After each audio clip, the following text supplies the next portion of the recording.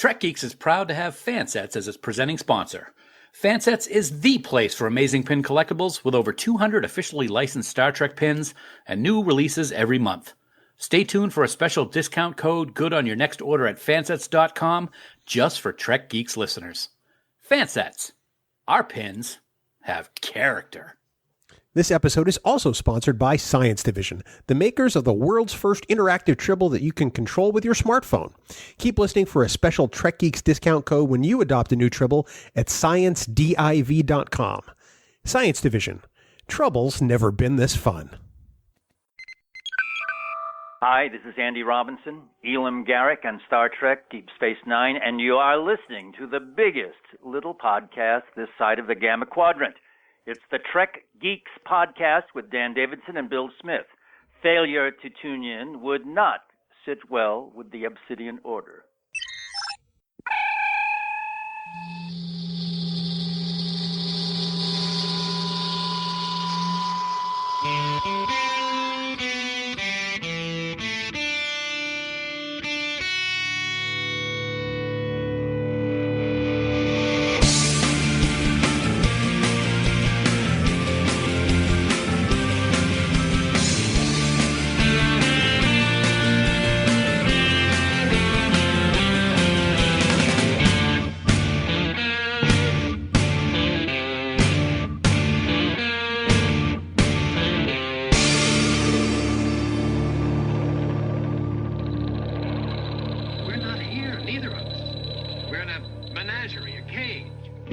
From somebody's undisclosed basement with a stack of DVDs for other shows that aren't even remotely named Star Trek. It's the biggest little show this side of the Alpha Quadrant and the flagship of the Trek Geeks Podcast Network. Greetings, ladies, gentlemen, children of all ages. Welcome to the Trek Geeks Podcast. I'm your co-host, Bill Smith, and it's a joy to be here for episode number 218. And we're going to talk about something a little bit different tonight. Of course, by we, I am joined by a couple of individuals, the first of which I will introduce to you now. The third of which we'll introduce in just a few minutes. But first, he is, well, you know, if he's the guy who is stuck to order pizza for any kind of marathon, no, it's going to have the worst toppings possible. It's going to have anchovies and jalapenos and pineapple all in the same pie. Yeah, just don't trust him to do that because he's just terrible. He's Dan Davidson. And Dan, welcome aboard, buddy. Why don't you throw a slice on a plate and pull on up to the table? What does that even mean? I don't... What? Where did you get that one? That's... Okay, you give me a hard time every week about the Farcusons, which are gold, by the way, I just want to say. That was your worst intro you've ever done. No, that was actually pretty spot on. It's true. I didn't say... whether or not it's true or not, it was the worst intro. Hey, well, thanks for welcoming me so well, pal. I do every week. Here. Episode 218. Do you know There's only one introduction I've repeated for you? Do you know which one it is? No, because I never really listen to what you're saying anyway. What? Yeah. I referred to you as Man, Myth, Montgomery Ward Underwear Model. Oh, I've done it twice. Oh, you know, you got to. I still get the royalties for that too, so thank you. I appreciate that. You actually don't get any royalties. We didn't stop paying you. We just fixed the glitch. Oh, sorry. All right. Little Office Space reference for those of you listening. All right. Dan, we have an interesting topic tonight. Yes. One we're very excited to talk about, and one suggested by our guests. So why don't we kill two stones with one bird and talk about both of those? Wow. I like how you did that. That was backwards because I actually would say that and not do it on purpose. So I appreciate that you were able to do it. I know. Yes, we got a great topic tonight. You know, how can you not put on a television show these days or watch a movie or go to a store and not have some kind of a Star Trek reference in there? I mean, it is that popular.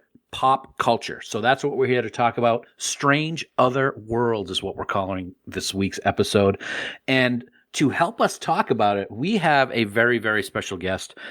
She is one of the original Trek Geeks fans and supporters from way back when, eons ago. She is the creator of Trek Tuesday, which we absolutely love. Every week we just find new stuff to post our swag. And she's one of the admins of Camp Kittimer, which is also a good thing. So if you're bad, you're going to get yelled at by this person, possibly. It can be very dangerous. And you can hear her all over the place. She's on podcasts all over this quadrant. All over. She's the one and only Hayley Stoddart. Hayley, welcome to episode 218. It is so great to have you on here. It's been a long time. It has been such a long time, guys. It's been so long she's aged. And now I'm guilty. Now I feel guilty. I'm guilty, I'm sure, but whatever. As the vice president of guest relations, you should feel guilty. Yeah, I do. I feel awful. I mean, when did we have you last on? I think it was a crossover. Yeah, that was. we did. Yeah. It was, yeah. That was the last fantastic. time. That epic crossover. That was super fun. But no, I'm excited to be here. I'm glad that you guys were totally on board with this topic, because I've been watching so many different shows and rewatching stuff, and it's popped up. And I never picked up on it, I don't think, when I was younger, but it's there, and it's crazy, and it's awesome. Agreed. I think it's fantastic. I mean, I think we take for granted now as Star Trek fans how often Star Trek appears in other things. I mean, there are ones that are totally, slapping you in the face with how obvious it is, and then other really subtle references, some of which we may get into tonight. Hayley, you're also joining us for another reason, which we're going to announce in a little bit. That's what we call in the biz a major market tease. Whoa. But for now, Dan, why don't you tell the folks at home how they can get in touch with us and tell us how awesome Hayley is? I mean, that goes without saying. She's so awesome. If you're looking to get in touch with us, you can head on over to trekgeeks.com/contact, and there you will find a multitude of ways to communicate with us. There is Skype chat, there's email, there's even voicemail by way of that big blue button using SpeakPipe. Whatever way you want to contact us, just make it so, because we love hearing from you. Plus, there's also the most positive Star Trek group on Facebook. It's called Camp Kittimer. It's our official group, and it's where over 1,700 friends gather to talk Trek. It is always positive, with no bashing or gatekeeping ever allowed. I squish your head. Oh, okay. See, I didn't screw up. He made me laugh. To join the group, just head on over to facebook.com/groups/Camp Kittimer and be ready to take part of a truly wonderful social experience. And as always, we want to thank our wonderful admins, some girl named Haley, Jackie, Sarah, and Dan, for the amazing job they do running the camp. Also, Bill, I have to say, it is very important to please remember that any comments or messages are used in any of these places may be used in a future episode. You know what blows my mind is you can get through that speed talking portion every week, but I sit here and pretend to squish your head and you lose it. And what's funny is I was like shying away from the lower right corner where you are, and I couldn't help it because I could see what you were doing it. I was using my peripherals, as they say in 40-Year-Old Virgin. Yes. Ooh. Yeah. That's I'm really impressed by that. And, this is just one of the reasons why you and I are low-end podcasters, just because we yuck it up over stuff like that. I know, so, Dan and Hayley, we actually have a couple of voicemails that we're going to talk about real quick. Yeah. I'm going to play the first one now. This is from our listener, Kim. Hi, Bill and Dan. How the heck are you guys? I have been meaning to send you guys a message ever since I met you last summer at STLV. My name is Kimberly. I met you guys like Wednesday, the first night of the convention, at the Hallmark booth. You guys came up behind me and I heard your voices and I was so thrilled. I turned around. I was like, oh my God, it's you guys. Anyhow. So many things I want to comment on about your podcast, but I just listened to your latest podcast, the Tearjerkers episode. How come you didn't include City on the Edge of Forever? Come on, guys.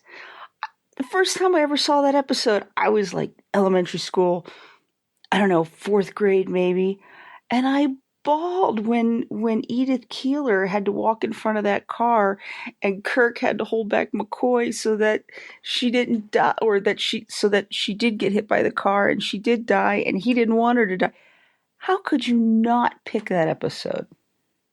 Seriously? Come on, guys. The other thing I wanted to comment on, we've been talking about Star Trek Voyager a lot because of their anniversary this year. And you guys don't seem to be too thrilled with Tom Paris. Well, do you understand? You know why they put Tom Paris on that show, don't you? He was there to appeal to us young women that were watching the show. They were trying to bring us more females in, I think, into the fandom. And when Voyager was on, Tom Paris and myself were both like the same age.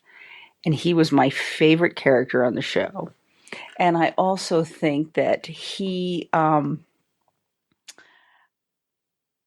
think he was supposed to be kind of like what maybe a young Captain Kirk would have been when Kirk was his age. And if, so I think that's what it was. He was there for. He was there to attract the female audience, and he was there to be kind of a young, brash look at maybe what Kirk would have looked like. Anyway, I see I'm going to run out of time. I love what you guys have been doing. I loved meeting you guys last year at STLV, and I will have to post a picture because I took some pictures with you guys, and that way you'll remember who I am. But I will call you guys back and send some more voicemails. See ya. So, Dan, how could you not include City on the Edge of Forever and Tearjerkers, you big jerk? Because it didn't make me cry.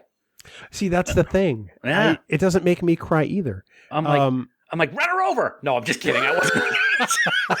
No, I'm just kidding. No, it's a strong moment for Kirk. But as I said in our Tearjerker episodes, there's really no TOS episode that makes me tear up. Yeah. Which is, I mean, if I'm going to throw that in, which is a big moment, maybe the whole Requiem for Methuselah aspect at the end of that episode is another one that we should include. Sure. It's a very emotional episode. It's just not a tearjerker for me. I have to agree. I mean, it is a great moment for Kirk. It's a great moment for Bones and Spock too. Mm-hmm. Not so great for Edith Keeler, it turns out. But I don't get the same level of emotion. Now, that doesn't mean that other people won't, which is part of the reason why we said our list is by no means definitive. But if you get that kind of feels from City on the Edge, Hayley, I say go for it. Right? Yeah. I mean, I got somewhat emotional about it. Like but I don't know necessarily that I cried over it. Yeah, sure. I think I got more emotional over the Horta. Yeah, no, I'll buy that. Yeah, I gotta say, if I'm gonna cry for Edith Keeler, I gotta cry for the guy who put the phaser on Overload. No, okay, I'll buy it. Sure. And then the other half of Kim's voicemail was the explanation as to why Tom Paris is on Voyager. Oh no, I get why he's there. I'm just not a big fan of the way the character's written. That's just me, though. Yeah. And that's nothing against Robbie. No, not at all. He's fantastic. I mean, he's a great actor. He's a great director. Yeah, I agree. He and Hayley, and I'm only asking this because you are the female this week on the show. People, it's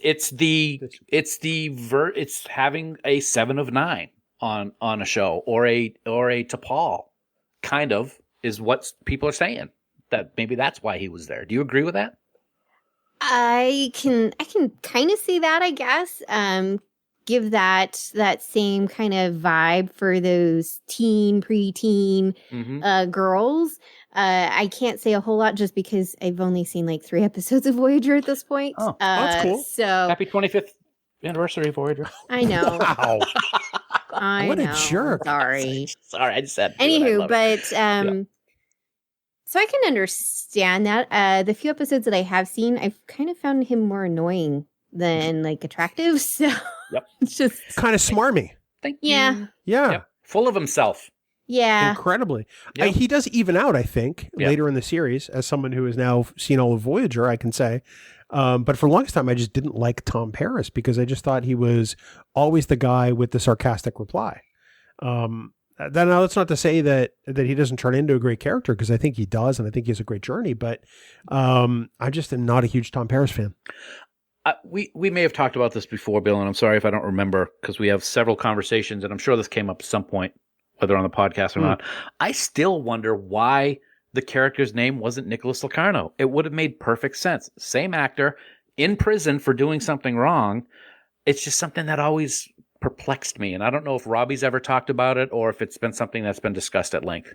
My guess is they didn't want to pay the royalty to the writer who created the character. Ah, okay. So they wanted a Nick Locarno type. Yeah. And then eventually said, oh yeah, we could just get the guy who played Locarno. Okay. Now that's just my opinion. I could be wrong. Okay. No, that would never. It would make sense. No, I would never be wrong. No. Happens all the time. Spoiler alert. So voicemail number 2 comes from our good friend Allie Martinez. And Allie has a lot to say about listening to Trek Geeks. Hey, Bill and Dan, it's Allie Martinez, better known as the 24-year-old Trekkie or T-Trekkie here. I am here to leave you a message on your episode number 00, the introductory episode. And while I know that this episode was not the very first Trek Geeks episode ever recorded, it's meant as the introduction to give people a little bit of a better idea of what Trek Geeks is about. And so you may be wondering why I've gone back and listened to the introductory episode. And that's because I'm going to start listening to Trek Geeks from the very beginning. I've heard lots of the episodes here and there, but I want to get a better idea of the show as a whole. So I'm starting back from the very beginning, and I'm excited to let you guys know what I think about the episodes. You'll probably hear a few more of these voicemails, and I'm super excited to be a part of your network, and so I want to go back and get a full listen, I guess, of what Trek Geeks is about. And getting to know you guys better has been so great. And I honestly can't believe that I am now a part of Trek Geeks. For many of you that know, Trek Geeks was the very first podcast I ever listened to, or the first Star Trek podcast. So now getting to say that I'm a part of the network is pretty cool. So I'm excited to go through the Trek Geeks completist journey that I'm going to start on. And thank you to both of you for being such wonderful figures in the Star Trek community. I honestly cannot imagine it without you. And I'm eager to let you guys know what I think about all your episodes. So thanks so much for always being there for me, being there for the Star Trek community, and just being all around amazing Star Trek fans. So live long and prosper and trek on. So, Hayley, I don't know if this is something that is diagnosable, but is there the potential that Allie could suffer an ill effect listening to that much of Dan's voice? Watch It's yourself. a possibility. That's what I thought. That's what I thought. But it's also a possibility she could suffer from listening to both of you for that long. Boom. Yeah, that's But right. more likely Dan is what I'm getting from you. We love Allie. She is probably one of the brightest and most positive people in fandom. And by bright, I mean she shines brightly. Everything she does is just so awesome. And Allie, wow. You went all the way back to 00. We're wishing you all the luck in the world, kid. We really are. She must really have nothing to do if she's scraping the bottom of the barrel and listening to Trek Geeks all day. And we were her first fantastic. Star Trek podcast. I've listened to us. I don't know. I got to tell you, she's got a heart of gold, and she's got patience of a saint. If she's going to listen to 200 plus episodes of these two numb guys, almost said it. Numbskulls? That's what I was going to say. Yeah, idiot. Hayley, we look forward to hearing about your journey. I noticed today we had another voicemail from you talking about the next episode, which we'll probably get to next week. But this could be a recurring theme. What has Allie heard on Trek Geeks? Because I don't remember. It's been 5 years. I don't remember a damn thing. So it'll help us, actually. Yeah. So she's helping us. She's documenting the history of the Trek Geeks podcast. I get to see the book that's going to be written about this. It's going to be studied by psychotherapists for ages. How to destroy a friendship in 5 years. Just do a podcast. God, yeah, that's it. God, this thing's not fixable.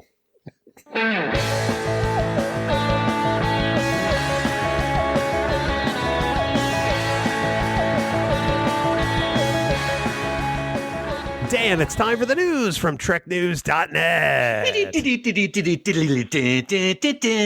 Spanning the Alpha Quadrant. For all the news on all the Star Treks, yo. That's the first time that's ever happened to me. I know. It's usually the other way around. It's TrekNews.net. Online at TrekNews.net. I'm just glad that for once you lost it during the Trek News theme. That's twice. Because usually it's me. It makes me happy. Dan, we don't really have any news this week, but we do have a very special announcement involving one of the people on this call. We actually do, and I'll give you a hint. It's not you, Bill, and it's not me. So that narrows it really down. That narrows it really down. Yeah, great job. Wow. Okay, go ahead, Hayley. No, we want to officially welcome Hayley to the Trek Geeks Network as she brings her own brand new podcast to not to the airwaves, but to people's ears, called Science Station 2. Hayley, welcome home, because we are genuinely grateful and so proud to have you on board, even though Dan is an idiot. Well, yeah, he is. But I am so excited to be here and joining this great lineup of shows and bringing science in all its capacity to our listeners, because, I know you guys have kind of delved into it a little bit, but there's nothing really just for that. And this is my avenue. It's my joy. It's one of my passions. I really enjoy science in lots of different forms. So I'm really excited to talk about science in Star Trek and how it relates to Star Trek as well, and how science can how Star Trek can be used in our lives in science. It's so exciting to welcome you. We've been talking about this, and we've been kind of like poking at you for a while to do something. I got to say that your podcast is probably going to blind me with science, but that's another topic for another time. I just want to it's okay, Bill, wake up. I just want to say it's so great, when we finally had the discussion and it became a reality, and we've been keeping things quiet for a while before we make this announcement. When you came on to this episode to talk about Strange Other Worlds, we are ecstatic. We are just so happy, and like Bill said, welcome home. Thank you. It's exciting. It's we've added a lot of shows in the last year. I'm not going to lie. And I think the thing that makes us the happiest is that each show is different than just two people talking about an episode in a series. Each of the shows that we have on the network brings a unique perspective to the table. And that's really what I think excites Dan and me the most, is that you're going to be talking about something that's not only your passion, but is actually relevant in the real world. So it is completely the polar opposite of Trek Geeks. Well, yeah, because it's going to be educational. Right. And we are anything but. Yeah, no. No, we teach people what not to do. I was going to say we're a cautionary tale at best. That's true. Yeah. Well, it's exciting. We are looking forward to, episode 1. At some point, we'll put out a sort of an episode 0 as an introduction to sort of, get people used to the idea that this podcast is coming. And we look forward to debuting that soon. So we'll see you tomorrow. Yeah. No. Staff meeting. Yeah. This is what happens when you miss staff meetings, Doctor. Oh, boom. Boom.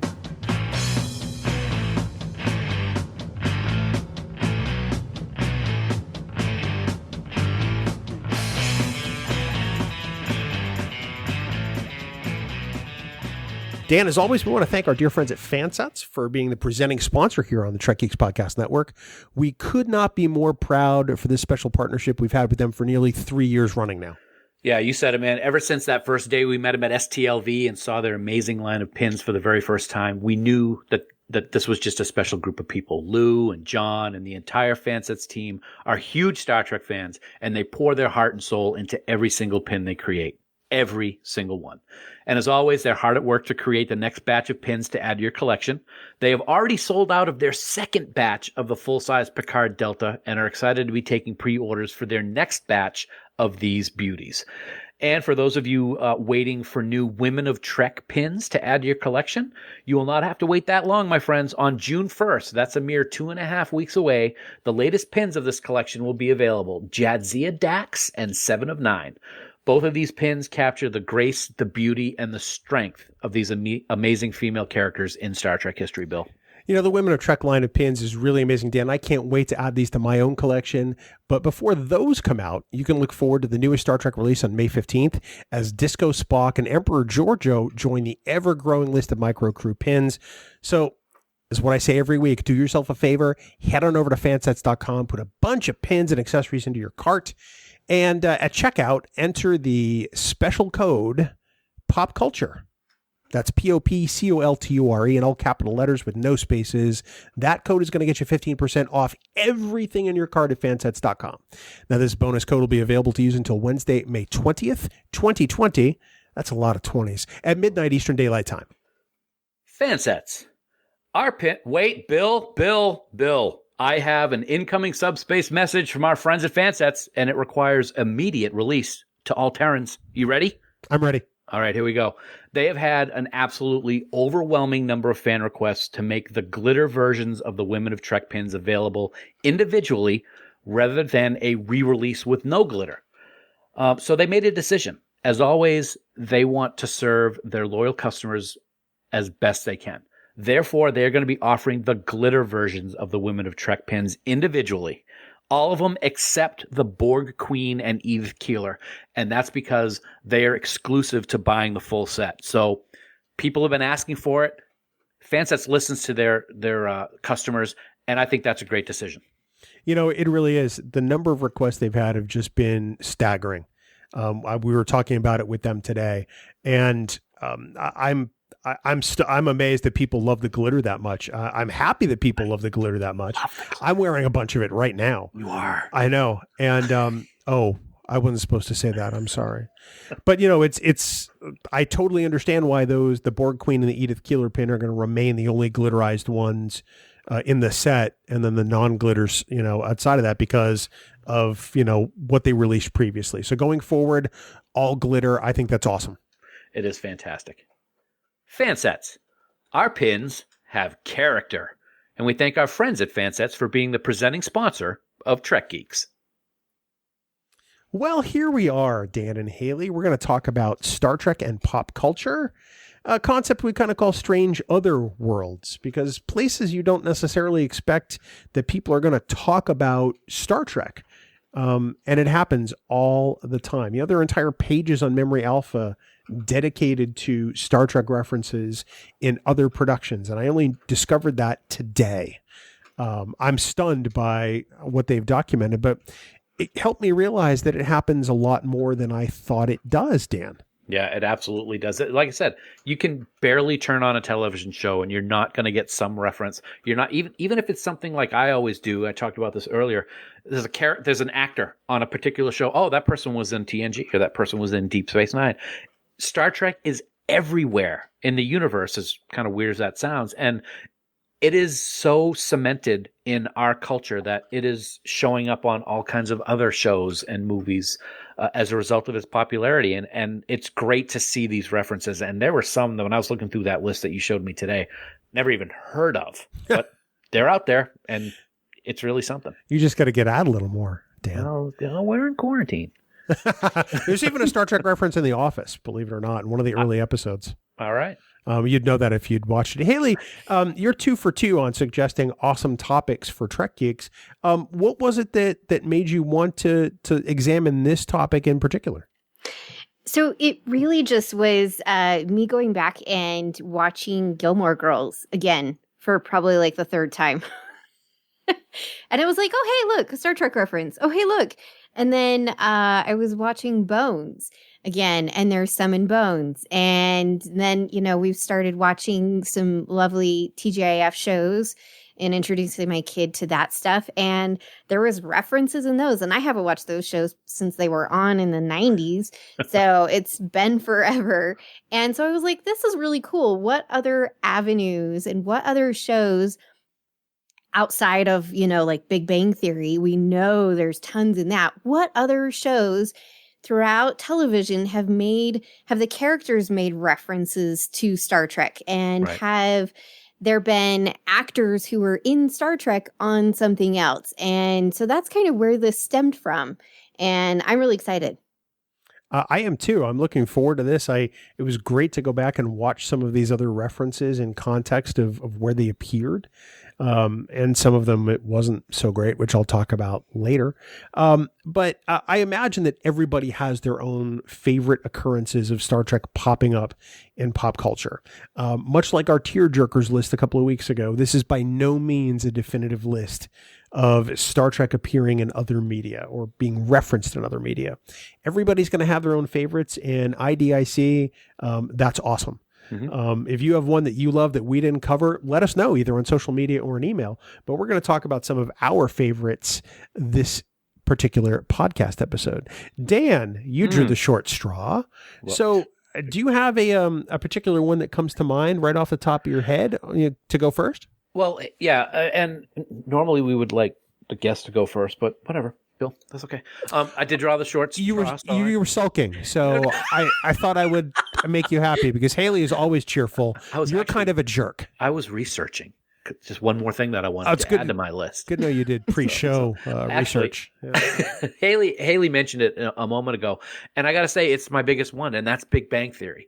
That show puts people like us, the geeks of the world, on a map, and I'm proud of that show because of that, and all of the things in that show. The show is so funny to me, and it hits home on so many levels, and there are just references everywhere. I mean, God, how many Star Trek actors have been on? LeVar Burton and Brent Spiner, William Shatner. Yes, Will Wheaton, George Takei. I mean, the list just goes on, and it's been great to see them all. The Gorn has been on a couple of times. Leonard Nimoy's voice for little Toy Spock was in there. Just fantastic. But I got to say, the thing that I love the most about Big Bang Theory and all of the Star Trek references is there's one particular episode where they are going to a convention and they are all dressed up like Next Gen crew. And I'll tell you what, Sheldon is the perfect representation of Data. It is great. They stop at the rock formation out in the desert and where their car gets stolen, but that is perfect. And then they go to a diner to try to get help, and somebody goes, "Why don't you just have Scotty beam you up?" And Sheldon's not even laughing. He goes, "Yeah, that's TOS. We're Next Generation, so joke's on you." I mean, it's just fantastic humor and such a great Star Trek reference. So that's my all-time number one is Big Bang. Gotta be. My wife saw that episode recently, the one where they're stranded in their TNG uniforms in the desert on their way to Bakersfield. And she had no idea that even existed. And so we sat there and we watched the rest of it. And she's like, they look really good. I'm like, yeah, that's what happens when you're on the network, where the Star Trek rights holder happens the to uniforms that they wore for that Big Bang episode were actual uniforms from TNG, and they're like $3,000 a pop. So, yeah. Wow. And they got to wear actual uniforms from, yep. Wow, I want to go. I want to go wear those uniforms now. Hayley, obviously that's an episode you've seen. Yes. Do you have other favorite moments from Big Bang Theory? No, and I purposely left Big Bang Theory off my list because I knew somebody would mention it, and simply because so many people know about it.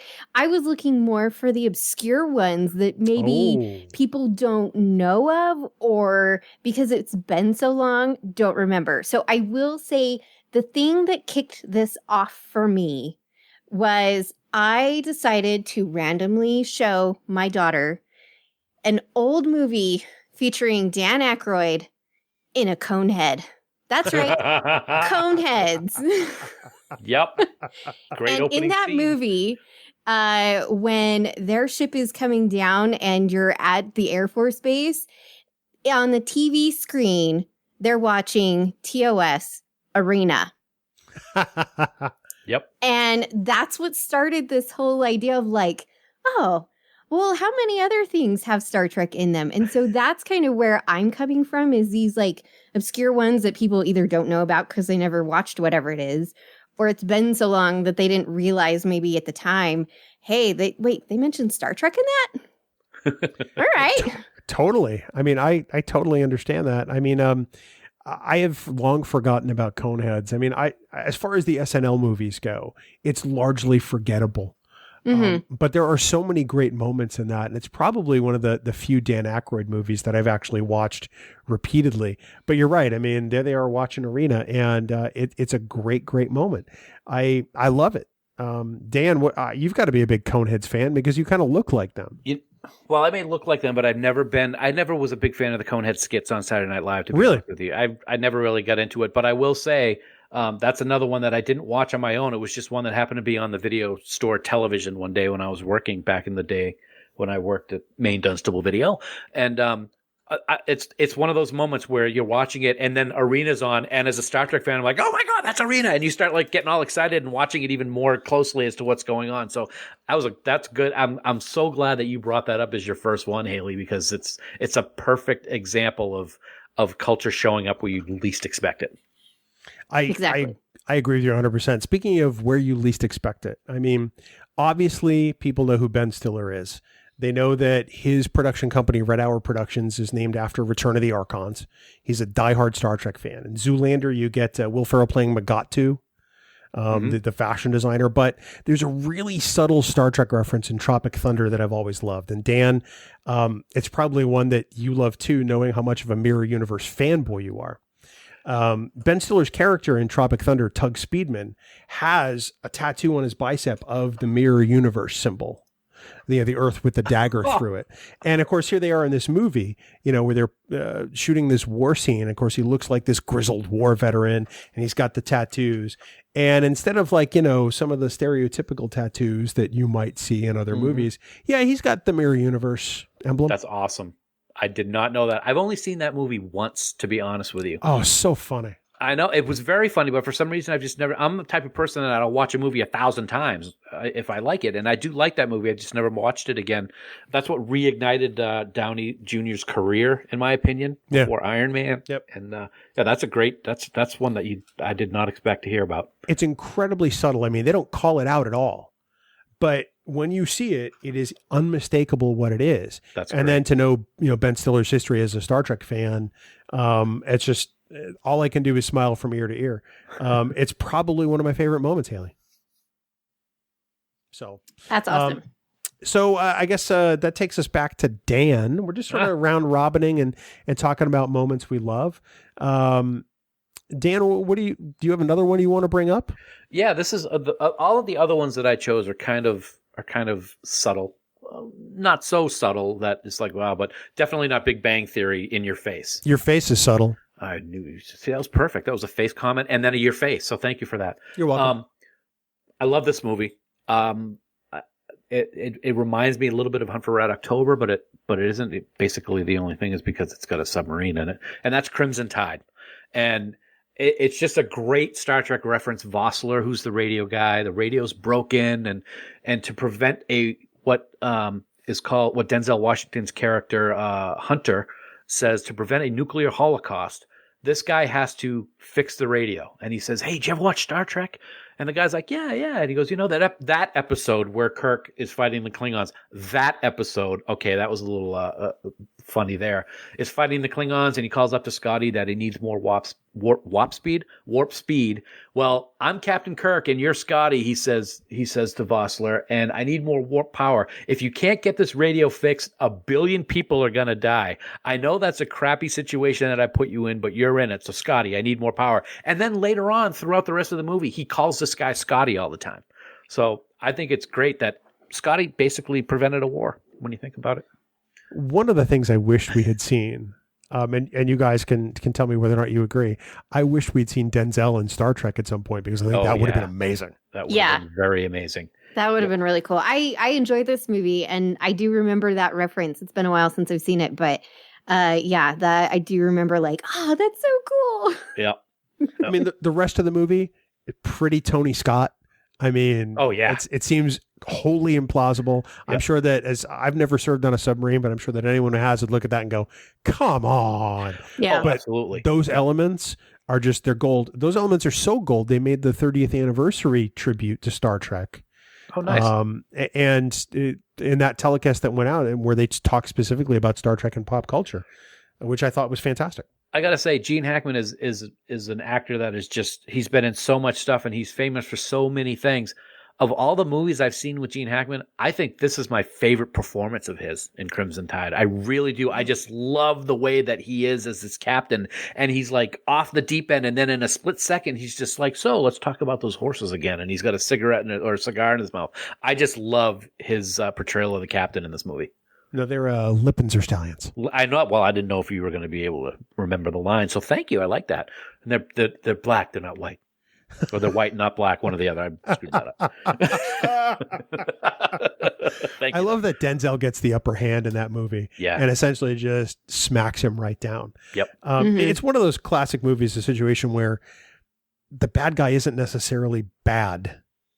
He's just trying to do his version of right. Yes. In that situation. I think that actually speaks a lot to Star Trek as well. Absolutely. So, Hayley, that brings us back to you. Yes. And another example you might have of some of your favorite Star Trek and pop culture moments. So, as I mentioned, I watched Gilmore Girls, and surprisingly, there is a lot so far. I'm in my rewatch currently still. So, we get Star Trek mentioned quite a bit early on. Luke's diner. Luke is a Trekkie, and Lorelai makes fun of him for it. In season 4, Lorelai is dating Jason, and he's a Trekkie, and he talks about it. But then we get, I love this reference recently. So in season 6, episode 1, Emily Gilmore, who's hoity-toity, if you've watched Gilmore Girls, you know her character pretty well. She says to Rory, "We're just a push button away like Star Trek." Because Rory's living in their pool house or whatever, and they have like the little intercom system, and it's just like you just wouldn't expect her to say that because it's Emily Gilmore. I'm on deck 5 by my quarters. But I'm in Dorian. Dorian. But and then there's one more, and it's a couple episodes later. It's called The Ungraduate, and Lorelai and Luke are having a conversation, and she said, "I'd have to leave now and pick up some dilithium crystals on the way to fix the warp drive in my Jeep." And Luke responds, and he's talking, and then he goes and points for the dilithium crystal reference. Nice. That's pretty awesome. Yeah. I've never seen Gilmore Girls. I know the premise. Mm-hmm. I like most of the cast. It was just never a show I caught up to. But to know that there's Star Trek references and that level of detail makes me happy. I love hearing stuff like that. It's pretty fun. Like early on, Lorelai, when she finds out that Luke was a Trekkie, she's like, "You were a Trekkie," and like she just teases him about it, and like, you know, did other kids make fun of you? Were you that nerd kid at school? Kind of stuff like that, you know. And yeah, pretty much. I have to say that, like Bill, I've never seen 1 second of the Gilmore Girls. I'm sorry to say, because people say that it's really good. I have, however, seen the exterior house that they would film from, because that was part of the Universal tour, the tour at Disney's Hollywood Studios before they closed it. So I do have some kind of connection to the Gilmore Girls, just not really anything that is important. Thanks for bringing that up and making it about you. That was awesome. Nice. Well, I don't think we can talk about movie references in Star Trek without talking about probably one of my favorites of all time. And I'm sure Dan may have gotten to this before I did, but I just happen to bring it up now. And that's got to be the scene at the Orange Bowl in Ace Ventura: Pet Detective. Because I feel like every chance they get to have Jim Carrey talk like Captain Kirk, they're going to do it. You know, and he's looking for clues for the theft of Snowflake, the dolphin, if memory serves, the mascot of the Miami Dolphins professional football team. Spoiler alert: the Miami Dolphins do not have a dolphin. But you know, he starts into the captain's log, start date 23.9, running off the nearest decimal point. We travel back in time, saving ancient species from total annihilation. So far, there are no signs of aquatic life, but I'm going to find it. If I have to tear this universe another black hole, I'm going to find it. I've got to, mister! I sat there in the theater with my sister when this movie came out. I had tears streaming down my face. And she's sitting there going, "What the hell is wrong with you?" That is such a great scene. It speaks to me, my inner Star Trek fan, my inner Shat fan. Yeah. But I mean, it is one of the classic moments of that movie. Aside from the fact the whole opening scene where he's kicking the package down the sidewalk had me rolling. Yep. I had tears streaming down my face. My sister goes, "Are you drunk?" No, I'm not. So that Dan, I'm sure must have been on your list somewhere, and I'm sorry if I stole it. No, you didn't steal it all. I'm glad that you brought that one up. It is hilarious. He's so good. And he does it in Ace Ventura 2 when he's on the plane. He's like, "There's something on the wing, something." Yeah, so I mean, you cannot have a Jim Carrey movie without some kind of Star Trek William Shatner impersonation. That's a great pick. And you're absolutely right. That movie is so stupid, but it is so hilarious. And that opening scene with the HDS instead of UPS, and then the and he does Bones. He does a Bones impersonation when he's in the tank too. Yeah. So, that's a great pick. Hayley, what do you think about that one? I never saw those movies, so I know. Uh-oh. But, I'm see, I sorry, didn't make Bill. the face. Bill made the face. You're gone from the network, lady. Wow. We're not going to talk about what just happened on camera. No, I kid. Yes. Well, and that's the beautiful thing about Star Trek references in pop culture is, not every pop culture reference is for everybody. Right. Mhm. I just happen to love stupid comedies. And Dan happens to too. And I think I've seen Ace Ventura at least 30 times. Oh, yeah. It's awesome. I love it. That's why I Second call one's not as good, but it's still good. That's why I call Dan Mr. Winky. So moving on. I forget whose turn it is. I think it's Dan's. I don't know. No, is it? I don't know. We'll let Hayley go. Yeah, go ahead, Hayley. All right. Why not? So I will mention a movie just because I enjoy this movie. It is my favorite Muppet movie ever. It is Muppet Treasure Island. And when they're about to leave, Gonzo says, "Sailing over the 7 seas on a 5-year mission, boldly going where no man has gone before." Wow. Nice. Yeah. I love it. I love that movie. I just love that movie. Tim Curry's in it. It's just my favorite. But we watched it, I don't know, it's been a while. But I was like, oh, Gonzo said 5-year mission. Rewind. Hit the rewind button. What did he say? Did Gonzo also have a farkism? No. Thank God. Guess he knows who to call.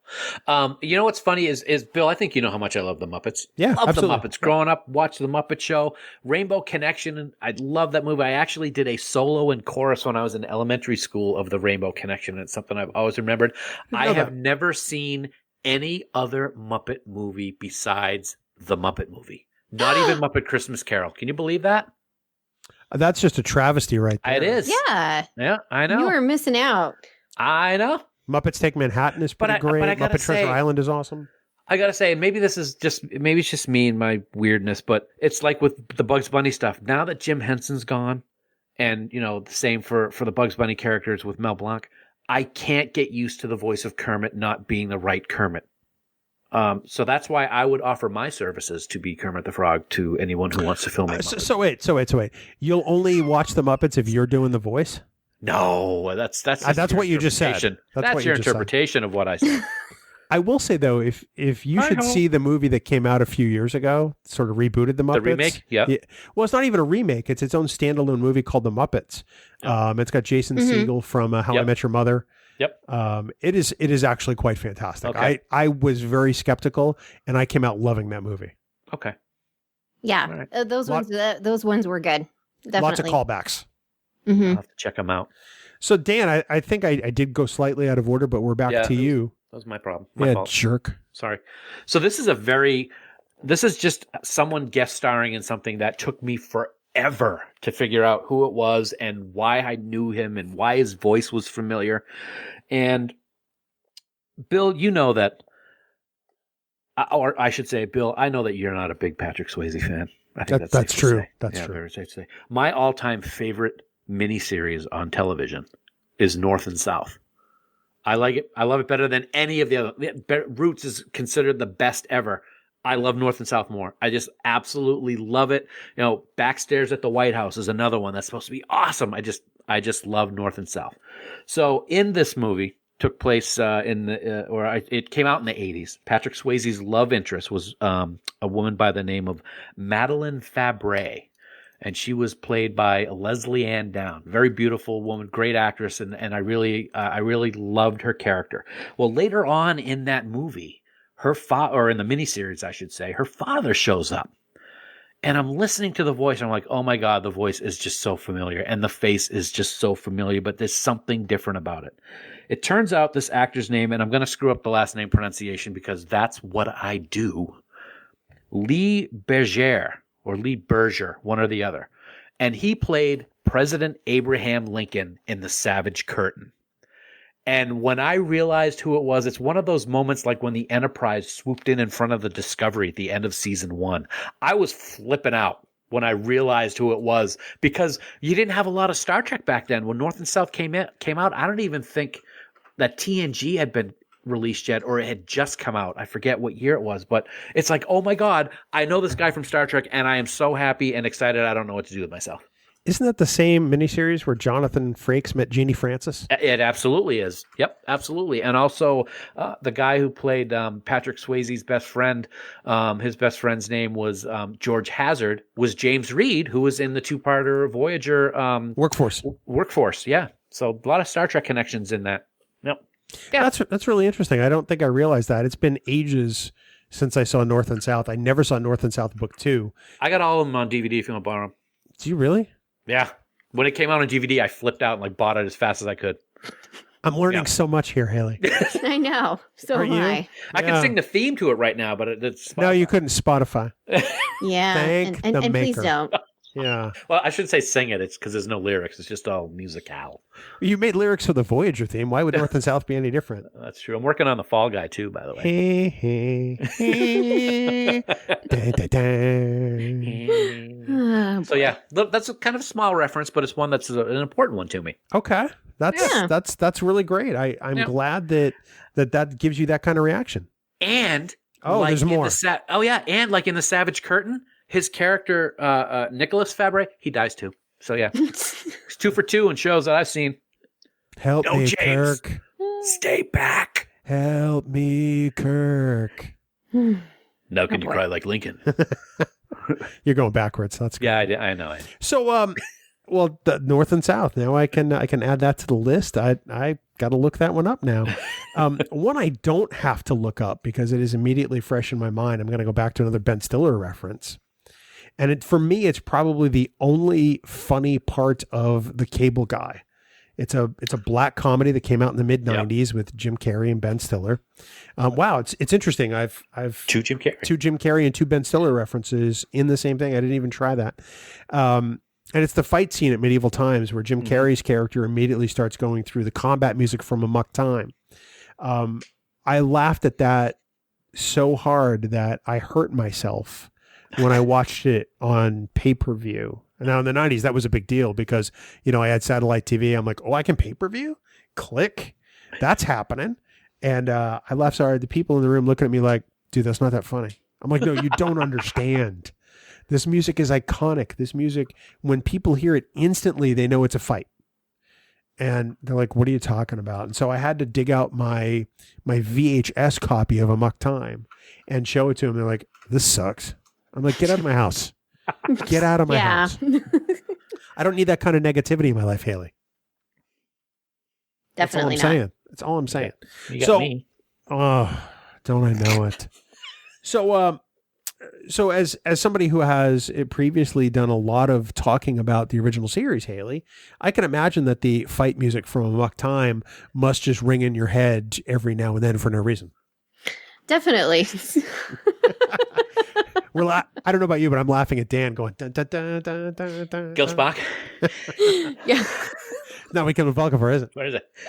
I think between that and the Klingon theme, like that's just kind of ingrained in me.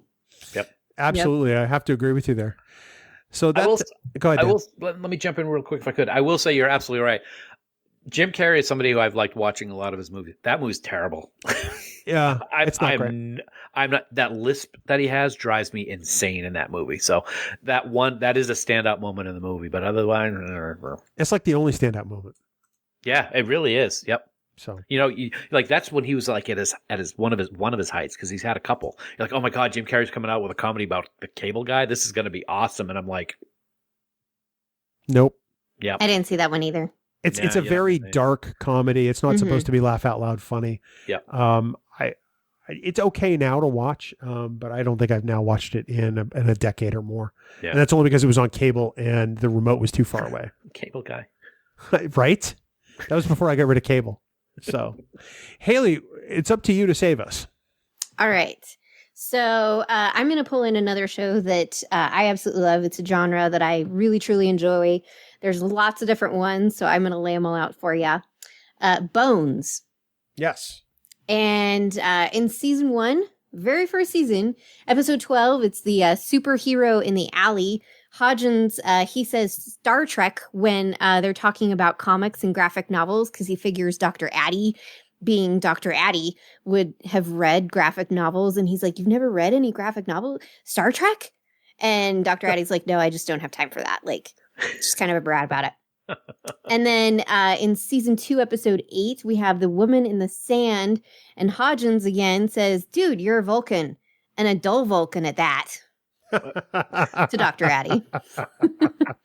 That's not season very 8, nice. episode 23, we've got the Pathos in the Pathogens. Kenneth Mitchell guest starred in this episode. Nice. That's right. We've also got season 9, episode 15, The Heiress in the Hill. Robert Picardo guests in this. And Dr. Lance Sweets goes to a convention dressed as a red shirt. That's pretty awesome. And then finally, we've got this last one, season 11, episode 5. It's The Resurrection and the Remains. The planet Vulcan is mentioned in this episode. So there you go. I was hey, all right. It says that the writing staff there is pretty well entrenched in Trek. That makes me kind of happy to see the influence it's had, even though I've never watched Bones a second in my life. Crime genre stuff is my favorite.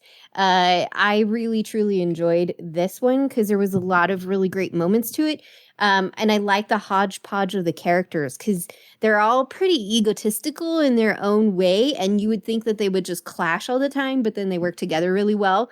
And there's some really great humor moments and some great growth moments and stuff like that. It's got Emily Deschanel and David Boreanaz. Boreanaz, yeah. Yep. Yeah. I actually just finished binging a different David Boreanaz series, SEAL Team on CBS. So that's just non sequitur, but there it is. I know, right? Wow. It's fancy words. I don't know what you're talking about. No, it's not a news for you, Dan. So Dan, since you opened your mouth, it must be your turn to go. Sure, this is a quick one. I'm going to save my lengthier one from my last one. Hopefully nobody good for else you. will steal it. Yeah. This is a simple one because it's just the fact that it was one of his last performances, if I remember correctly. And that's the Transformers movies. Love them or hate them. I like the first one a lot. I really haven't watched the other ones many times. But Transformers Dark of the Moon, the villain, Sentinel Prime, is voiced by the late, great Leonard Nimoy. And that is great. And it's when he's older, so he's got that graveliness to his voice, which really makes him stand out. And he actually did a phenomenal job portraying Sentinel Prime. And at one point, he actually says the needs of the many outweigh the needs of the few when he's fighting. So I think that's a great Star Trek reference, and having a Star Trek great himself be part of it just makes it all that more important to me. I had no idea. I mean, I've only seen the first of the Transformers movies. I largely didn't see any others, although Dan, you and I have sat in Optimus Prime. Yes, we have the actual one. Absolutely. Paramount Pictures. Yep. And that's really kind of cool that he does that because I knew he was in, or I know he voiced a Transformer in that movie. I just didn't know that he even went into the full needs of the many outweigh the needs of the few type deal. Now it makes me miss Leonard even more. Yeah, and you brought up, you saw the first Transformers when Bumblebee is trying to communicate with the kid for the first time. One of the things, because he can't talk, so he uses the radio. Yeah. One of the things you hear is Uhura saying, hailing frequencies open, which is another great Star Trek reference. Oh, look at you, adding value. Bazinga. Nice. I think I'm going to have to go watch that movie now, as much as it's going to pay me to watch a Michael Bay movie. Did I say that out loud? Wow. Oops. Wow. Well, Dan, as you know, this past weekend, I had the great pleasure to do a live stream with our friends Kaylee and Jay from Science Division. And we talked all about their brand new product, which I just love, the world's first interactive Tribble. We discussed their entire journey from the idea to create one through the design and building process, and even their awesome videos, one of which actually features Kaylee as dad, which is really awesome. He plays Admiral Dunsel. Really nice callback right there. Yeah. Response has been great so far, and people like me love their new Tribbles. I've named mine Cecil. That's very cute. Thank you. I'm just really sorry that I couldn't be there, man. But I'm betting that you aren't. You weren't there. Sorry. See what I mean? I'm really sorry. You're right though. The Tribbles, they're incredible. I've said it before. You would think, Hayley, that making such a dangerous thing would be frowned upon, but it's not. And you know why? Because Tribbles are not dangerous. Wake up, Bill. They're soft. They make a pleasant sound, and they warn you when Klingons are near. Now you can purchase your very own officially licensed Tribble and actually control it with your iOS or Android phone. I mean, that is just cool. You can name your Tribble like Cecil, or Cyrano, which is the name of my Tribble, by the way. What a shock. Yeah, shocker. They have an incredible app called Section K7, which is a great meld there. I'll let you figure that out for yourself. And you can even choose what ship it's going to be assigned to, guys. Totally. And whether you use the app or not, your new Tribble will be such a great addition to your Trek collection. The Tribbles have 3 modes. There's at ease, when they're sort of happy and content and purring. And there's on duty, which is a random mix of happy and angry sounds.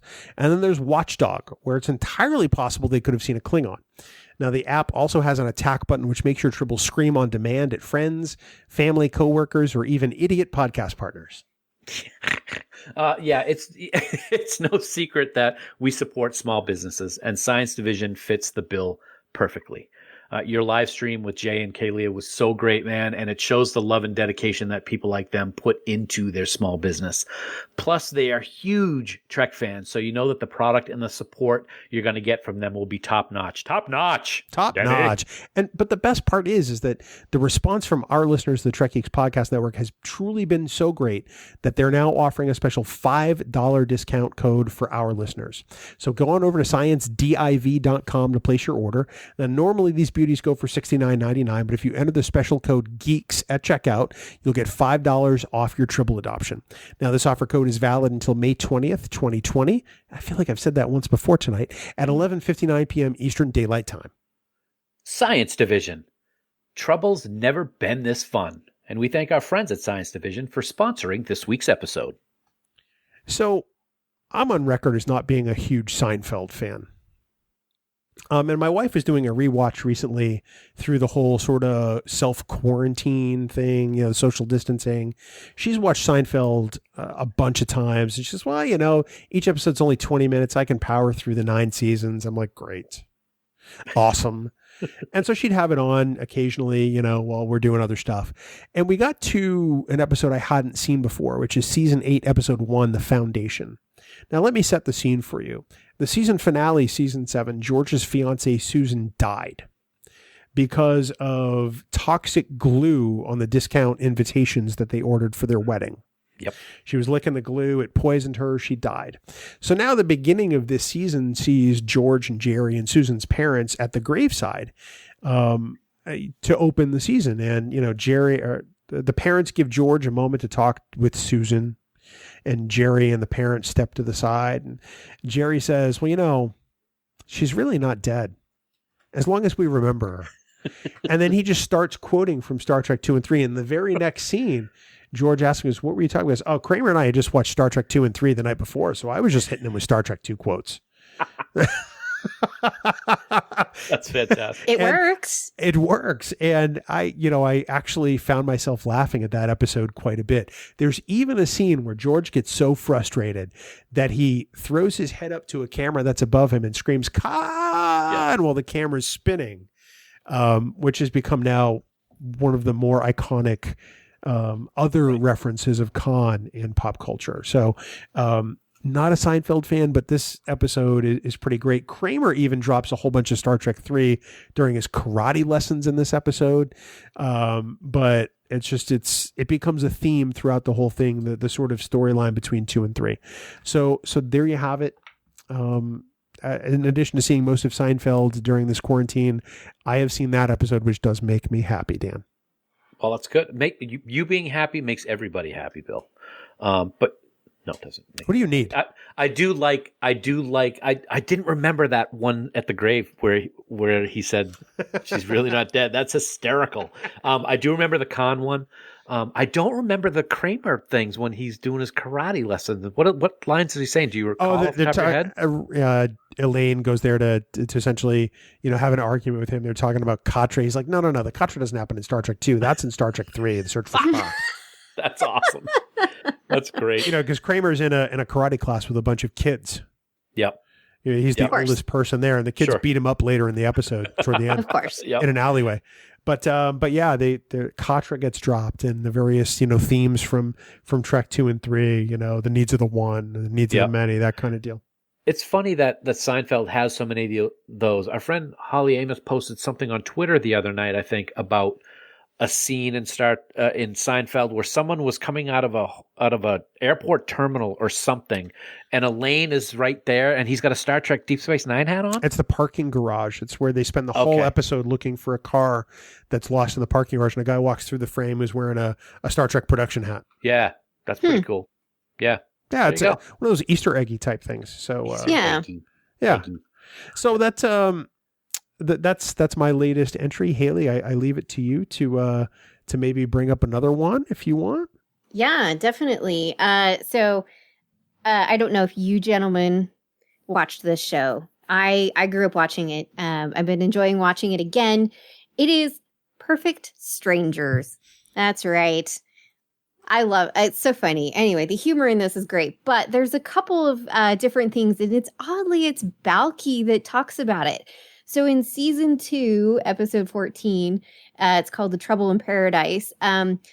Balky and Cousin Larry work in this, it's not like a pawn shop, but they work in this like general store where there's just tons of different things.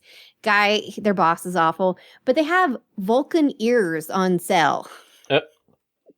And so they mention these Vulcan ears that are in this little box on the counter for sale. And then in season 3, episode 16, Just Desserts, and I will read these. Balky says, Enterprise? You mean I could meet Captain Kirk and Scotty? I'll have full power for you, Captain, but I need more dilithium crystals. And Cousin Larry says, no. That's the Starship Enterprise. Because I think they were getting a car from Enterprise or something. Anyway. Yeah. Enterprise, they'll pick you up. Yes. Wow. Very well done. They didn't even pay for that ad. I'm just throwing that out there. But anyway, so that's just been really fun watching that. We're not quite done with it. My kids actually, she thought it was weird at first, and now she's like, can we watch that? I'm like, yes, we can. It's been a long time since I've watched Perfect Strangers. It's on Hulu if you guys are interested. Oh, wow. Just so you know. I might have to dig that up. I forgot how funny it was, and granted, the storylines are mostly the same. Cousin Larry has some idea and he gets into trouble and Balky tries to get him out of it or talk him out of it. But it really is just good fun laugh. And in this time, I think we all just need good laughs. And so that's where true. I've been going is 90s television. Yep.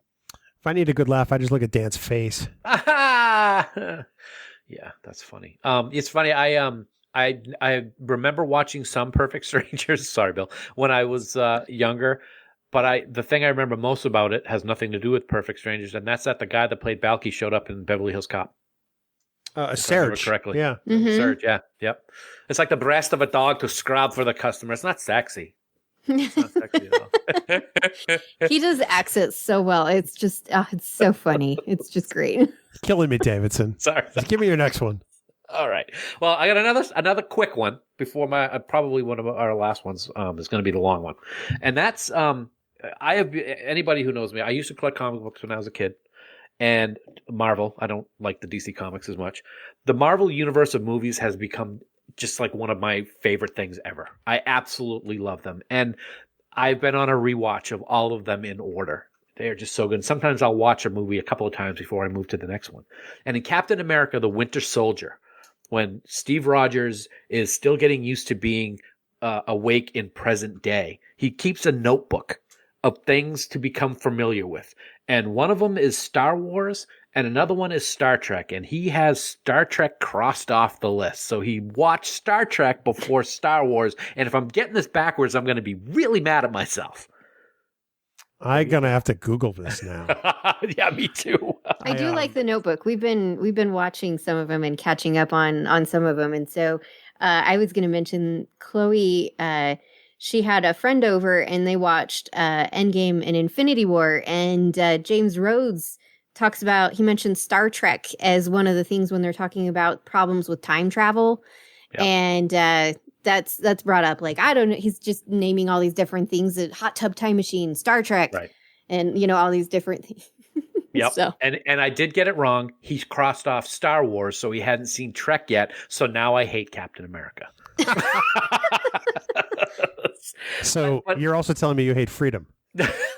No, I love Captain America, but I think it's great. I mean, he's got things written down on that list like I Love Lucy, great Star Trek connection there, and Steve Jobs from Apple and Thai food, and he has Star Wars / Trek as one line, and I think that's a great little Easter egg in terms of the popularity of both franchises. Well, the list actually is different depending on what country you've watched the movie in, too. So, really? Yes. So that's awesome. In some Spanish speaking countries, you get Shakira, you get the first Mexican astronaut, you get Octavio Paz, the Nobel Prize winner, you get Thai food still, you get other stuff. In France, you get France 98, you get Daft Punk, you get Fifth Element. All but Star Wars / Trek are still there in each one. That's amazing. That's interesting. That shows how great those writers did in putting those movies together.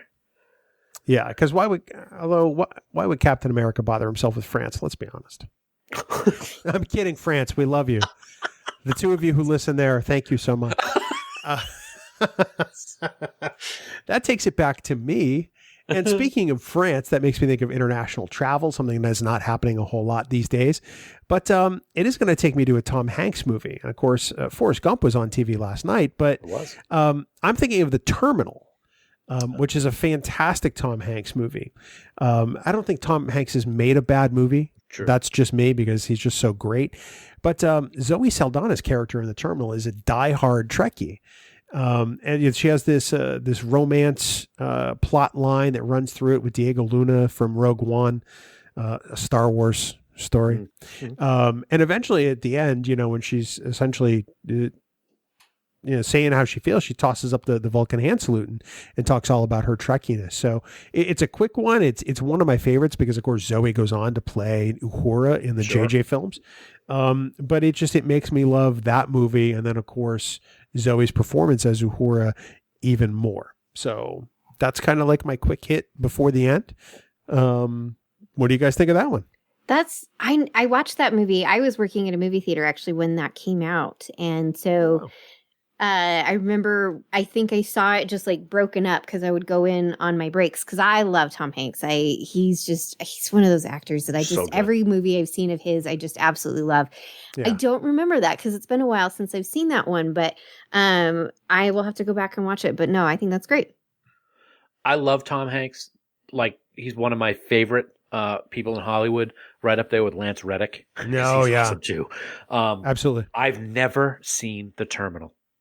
And I know that I have to, and I know that I want to. I just haven't. But I think I didn't know that Zoe was in it either. So that's an added bonus. So that'll be something I can look forward to when I see it. It's directed by Spielberg. You got Tom Hanks. You got Catherine Zeta-Jones. You got Stanley Tucci. You got Zoe Saldana. You got Diego Luna. It's a great cast. Mm-hmm. All right. Definitely gonna check definitely. It out. See, that's the other thing that's great about this episode is we've been talking about things that are our favorites. And some of us have never seen those things, so now we have more things to add to our list. I'm going to put Terminal right up above The Office and see that first. Of course you will, because you're a jerk.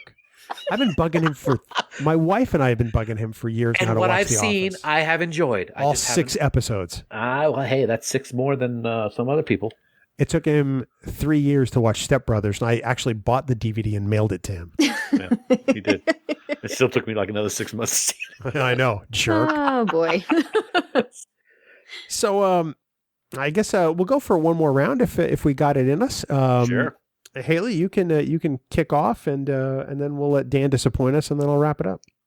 Sure. So I will mention 2 little quick ones. Family Matters. Been introducing that to my kid. Steve says in the episode, season 5, episode 5, Money Out the Window, they've got set it up. Eddie and his friends decided to bet on some football or basketball games. It doesn't go well. Guy comes over because he's the muscle for the the bookie, and he says his name's Bones, and Steve goes, "Oh, Bones, as in the doctor on Star Trek?"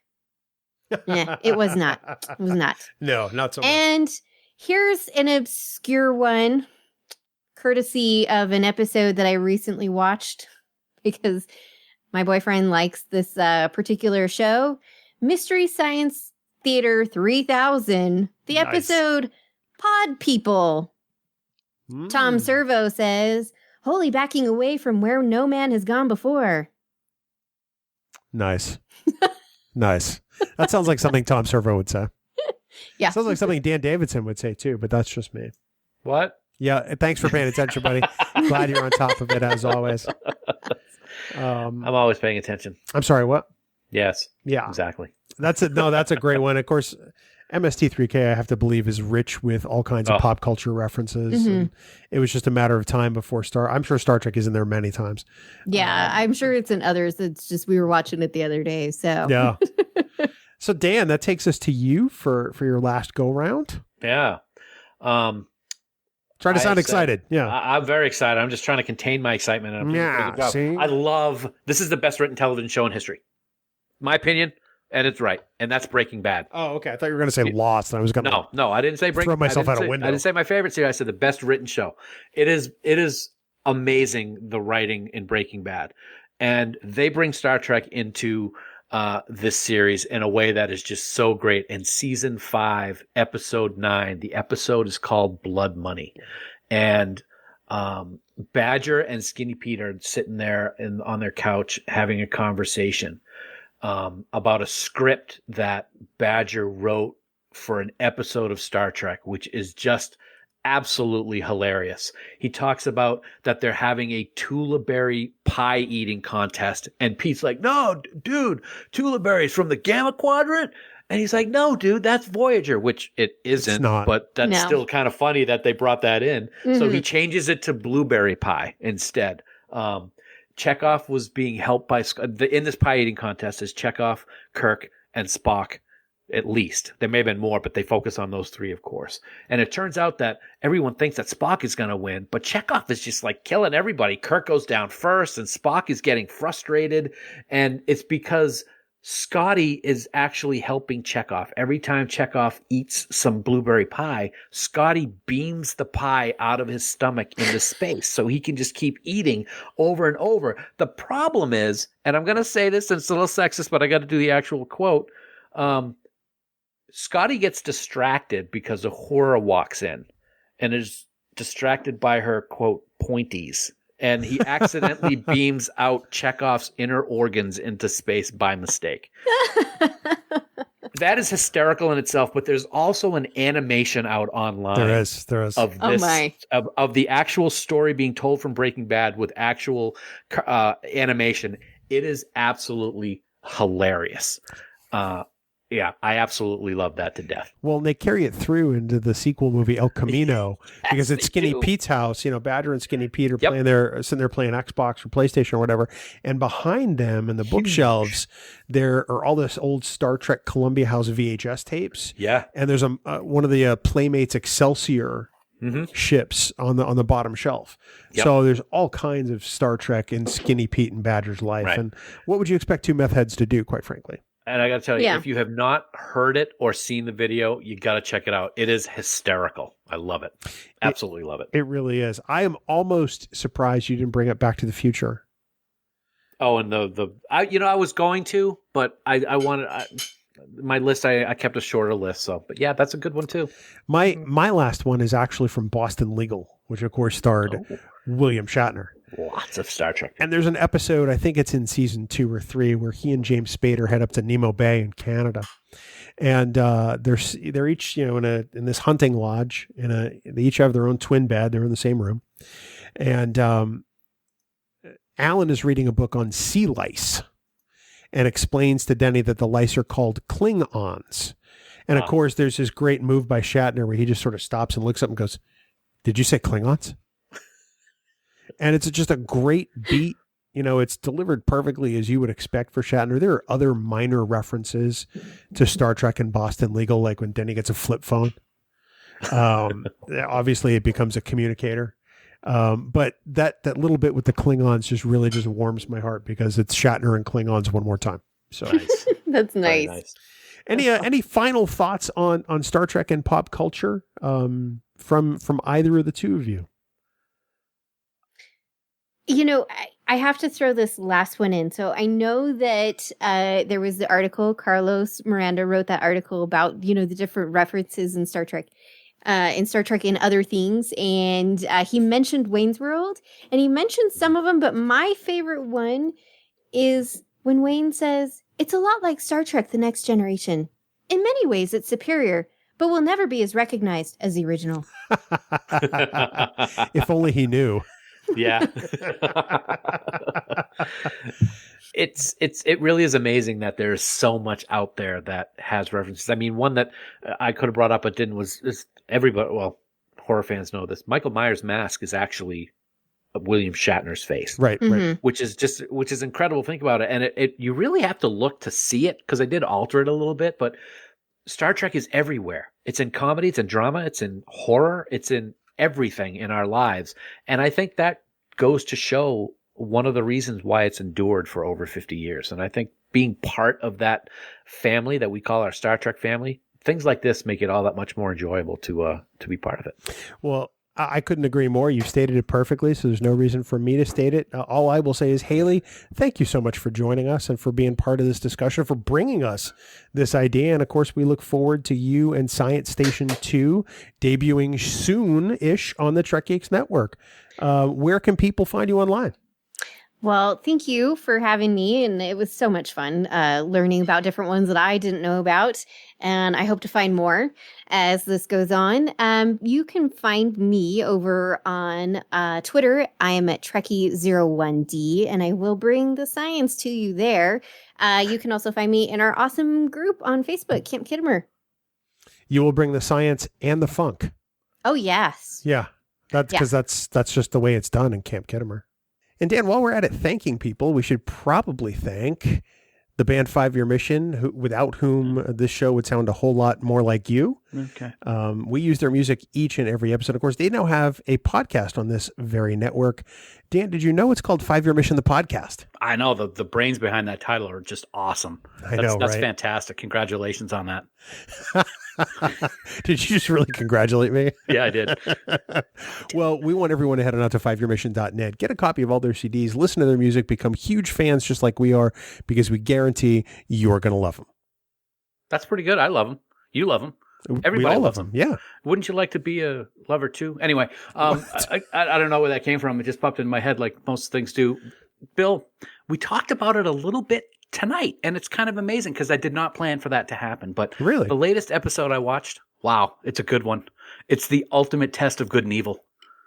It's the orange rock monster Yarnek from Excalibur, and he wants to learn which is stronger.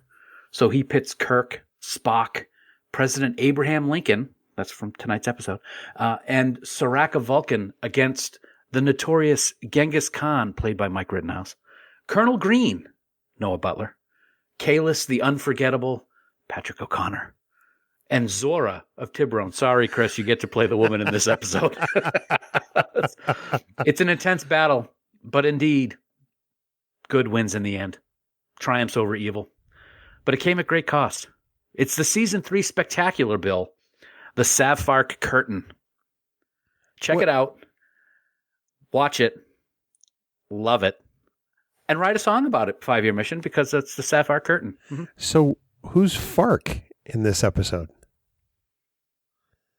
Sapphire Curtain, everyone. 5yearmission.net. Download all their albums, year 1, 2, 3, and 4. Trouble with Triple Spock's He's Yarnek, so he's Farkneck, actually. Maybe that's what it could be. Oh, man. Yeah, there you go. We got a double, and you didn't even write it. Right off the cuff, too, yeah. I'm the reason you got a double. There you go. Thank you. I can't live with myself. Dan, of course, we want to remind everyone listening you can support the Trek Geeks Podcast Network via Patreon. There you can see the new designs for both our annual supporters pin and our annual t-shirt for 2020, as well as get unedited audio of all of our podcasts, along with additional perks, Dan. Absolutely. And right now we want to take a moment to thank our associate producers on Trek Geeks. We are so grateful for their support. So thank you, Adam Sanders, Brandon Everidge, Heather Sohn, John Krikorian, Rick Tatro, Trey Womack, Sean Lynn, Tim Robertson, Tim Serdar, Vikram Bhatt, Greg Rozier, Andy Fark, Kimberly Francis, Ron Robel, Brooke Horton, Christina Werther, Jim McMahon, Luke Burnham, Eric Sakian, Lisa Tomlinson, Jamie McGregor, and the glorious and wonderful Conrad Hutchins. It's kind of weird because this week my mic's on the other side of the desk, so I had to turn my head in a different direction. I was waiting to see what you were going to do. Dan, we also want to thank our Trek Geeks producers for their support. They are Ken Tripp, Casey Shafsky, Charlie Mulvey, Chris Trabuzio, Craig Ewing, Eric Extreme, Jackie and Chris Hackney, Leonel Marchand, Matt McGonigal, Mike Bovia, Sean O'Halloran, Peter Craig, Ken Bird, Jamie Rogers, David Hood, Rachel Delaney, Kyle Castillo, William Edward M. Jr., Chaz Bradshaw, and the lovely and talented Jess Vashon. You too can become producers on the Trek Geeks Network, and it is so easy to do. Just head on over to patreon.com/TrekGeeks today for all the details. This is my first time reading all this with progressives. It's really messing with me. Fantastic. Thank you, Dan. Next week, we continue our celebration of Voyager 25 with a return to the fan favorite. And we also welcome a dear friend of the show for the very first time. These episodes are so much fun. We love every time we do them. I look forward to it just as much as our listeners do, Bill. So next week, it's time to tackle another season. Will we give the season more thumbs up, or will we give them more thumbs down? And how will our friends at Camp Kittimer vote? Plus, as an added bonus, the one and only Allie Martinez, better known as 24-year-old Trekkie on Twitter, will be joining us to break it all down. It's Voyager Season 3. See it. Or skip it. Next week on Trek Geeks, the flagship of the podcast network for your fandom. I love See It or Skip It. We're going to have fun next week and good times. So despite the fact that you'll be there. Of course, for more great Star Trek discussion, please visit our other member podcasts, the Trek Geeks Podcast Network. You can find them all, including where to listen, by visiting trekgeeks.com/listen. And of course, for all the news on all the Star Trek CO, please visit our great friends at treknews.net. For now, this has been episode number 218 of the Trek Geeks Podcast. We do hope you all live long and prosper. My name is Darth Vader. I am an extraterrestrial from the planet Coconut. Oh, you're from a planet, all right. Music for Trek Geeks is provided by 5 Year Mission. They're writing one song for each episode of the original series. Download their music at 5yearmission.net. Trek Geeks, a Star Trek podcast, is a production of Coconut Media Works, executive producer Bill Smith. For even more Star Trek discussion, check out Discovering Trek, a Star Trek Discovery companion, available on Apple Podcasts, Spotify, and discoveringtrek.com.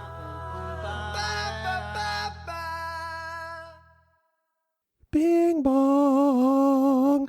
Wow. Bing bong. Bing to the bong. And why do you always add a to the in there? Why can't you just do bing bong? Because bing to the bong sounds like so 1991. Bing bong. Yes, it does. Shut up. Bing bong. Bing to the, how about what? How about F to the U? Yeah, tell me about it. I don't have anything else to add. No, you don't. But Haley's here. Hey, Haley. I am here. Yay. Hi, Haley. Hello. I feel excited. I feel like we just said hi to you. I know. Yeah, I know. We did. So weird. We must be caught in a temporal causality loop. Oh, very nice. Very nice. Wow. You're welcome. It's stereo. That was amazing. Your face is amazing. No, it's not. Oh, no, come on. I thought it was going to be a compliment to start things right off, and it wasn't. So I'm going to talk about this as we record the podcast today. So as one of the accidental occurrences of Star Trek and pop culture that I discovered was while my wife was rewatching Seinfeld. And I hate Seinfeld with a passion. I largely don't laugh at Seinfeld because I think it is one of the least funny comedies ever produced. Now, I can't wait for the hate mail. I can't wait for the comments. Bill, how can you hate Seinfeld? It's very easy. It's just not my cup of tea. And on the day that Jerry Stiller died. Wow, Bill. He was amazing. Jerry Stiller is, is a comedic dynamo. Yep. He is actually in most of the episodes that I find the funniest, and there's less than 10. Right. But I have to add to the list the one that I saw that references all the Star Trek. And it kills me because I hate this show with a passion. To me, it is the Firefly of situation comedies. Wow. Yeah, although it ran for 9 seasons, that's the biggest difference. People actually watched Seinfeld, whereas nobody actually watched Firefly. Some people watched it. Right. The ones who were disappointed when Fox canceled it after a season. Right, those people. Like Sheldon. Yeah. like Sheldon. All right. Yeah. Well, that's great. I can't wait to hear all the details about that, Bill. Seinfeld. It's funny because I think I watched it when it was on, and it was okay. It does not hold up well, in my opinion. Seinfeld? Yeah. It holds up far better than Friends does. Oh, I think both of those are very dated, but I just know that whenever Seinfeld's on, it's like, wow, this just does not hold up good at all. Friends, on occasion, almost seems homophobic. And that's kind of what sets Seinfeld a little ahead. Yeah. It's like I almost can't watch Friends now. I mean, I have a hard time watching it anyway. Although it's this hand is your hand. No, wait, that's my hand. By the way, this land is your land in the public domain. I'm fine. Spotify. Yep. Yeah, because we're not on Patreon anymore. I heard. Well, I mean, we're not on the Patreon part of the recording right now. Yeah. Yeah. I never watched Seinfeld. I kind of watched Friends. And then when I returned to working at Old Navy in the mid 2010, I think it was 2011, they had all the seasons on DVD. And for some reason, that was the only thing people would watch. We had other movies and stuff. So when people would go on break, they would watch Friends. And I'm like, oh my God. And I would turn it off because I'm like, dudes. And usually it was always the same certain discs. And I'm like, please stop. So you worked at Old Navy? It did. Were you ever in any of their commercials? No. Good. No, but it's really, really funny. So I worked for them for a total of 5 years altogether. I could spot in television shows something that was an Old Navy outfit. I was like, wow. That shirt's at Old Navy. Oh, that shirt's at Old Navy. Oh, that dress. Oh, like just general television, watching a show of something. I'd be like, oh, that's Old Navy. I kind of do that with the company we work for now. When their technology appears on the wall, because they do product placement. Sometimes you'll see it. It's unrelated to a scene, but there's one of their time clocks on the wall in the background because it doesn't necessarily look like a time clock. It almost looks like a security system of sorts. So, but yeah. Mm-hmm. Thanks for that insight, Dan. Appreciate it. So Hayley has the Old Navy references. You have our place of work, and I always see if the actor's ever been in a Star Trek episode. I do that all the time. Yeah, I do that. My wife can do that with Buffy in a heartbeat. It's like, that guy was in Buffy. He was in this episode. Well, yes. But I mean, it's almost like she has an eidetic memory as far as that's concerned. Yeah. Mm-hmm. It's just, I do it with Star Trek. She's like, yeah, that's nice. Okay. But when she does it with Buffy, she's like, yeah, rock on. Well, it is interesting. Yeah. She now knows that Armin Shimmerman, obviously, yes. Big role in Star Trek Deep Space Nine at the same time he was doing Buffy, which is pretty badass. El Principal. Thank you for that lesson in Spanish. Yes. Idiot. I only say that because it was actually a movie called The Principal with Jim Belushi, and somebody painted El Principal on his motorcycle, and that just popped into my head when you were talking about it. So, you've seen this piece of crap? Oh, yeah. Well, I worked at the video store for so many years. Yeah, absolutely. That's your excuse. Okay. Yep. I haven't watched it since I worked at the video store. So do the two of you have an all-time favorite TV comedy?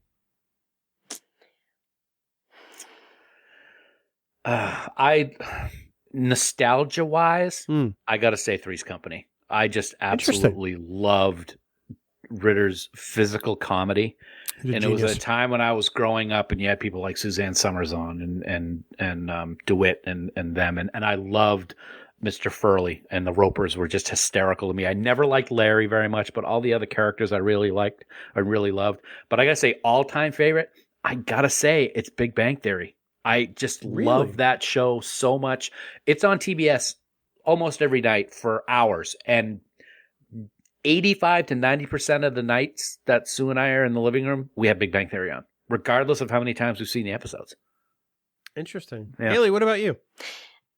It's hard because there's shows that I wouldn't necessarily classify as comedy that I grew up watching, but they had humorous moments to them. I will say, because we've been showing Chloe the greatness that is late 80s, early 90s television as of late.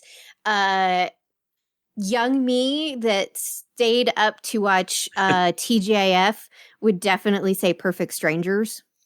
Okay. Yeah. I can buy that. Later me, I would probably say Gilmore Girls. Oh, interesting. Was my jam. I really liked Gilmore Girls, but I never really watched something that was just strictly just like comedy, like based off of like just comedic stuff. If you had asked me a few years ago, I would have said the first 3 seasons of Arrested Development, the ones that were on Fox, because I think it's the best written comedy of all time, those first 3 seasons. However, for just flat out funny and rewatchability, I have to say for me, it's become The Office. Yeah, I was going to say, you got to choose. I knew you were going to choose The Office. Yeah. The I was gonna American version or the original?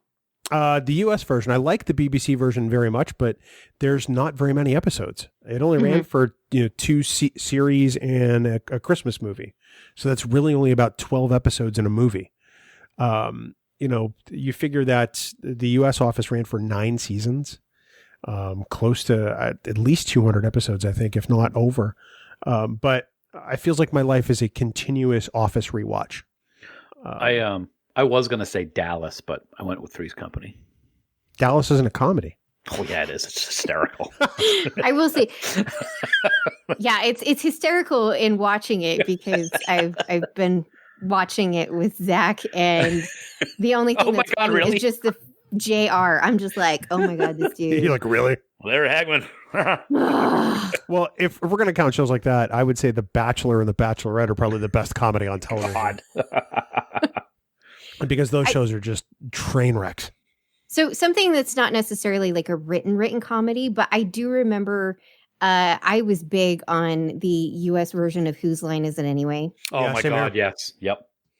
Although the British version with Clive Anderson is fantastic. Yeah, and I started watching that, but oh my God, I love that show so much. Well, that's It's kind just of great. That's kind of how Stump the Geek turned into a game where the points were just random. Yeah. I cribbed that directly from Whose Line. Yep. Because Drew Carey would just make up point values. So that's what I do Yes. with Dan. It drives him crazy. Mm-hmm. Look at him. He's stewing already. All right, kids. You want to talk about some pop culture and Star Trek? Pop Yes. culture. What? I know. Everybody say, huh? I'm just waiting for him to do that. Pop to the culture. Wicka, wicka, wicka, what? That's No, the I only don't- thing it was missing. I don't do that. Pop video. There you go. Nice. Nice. Wow. All right. Let's do this, kids.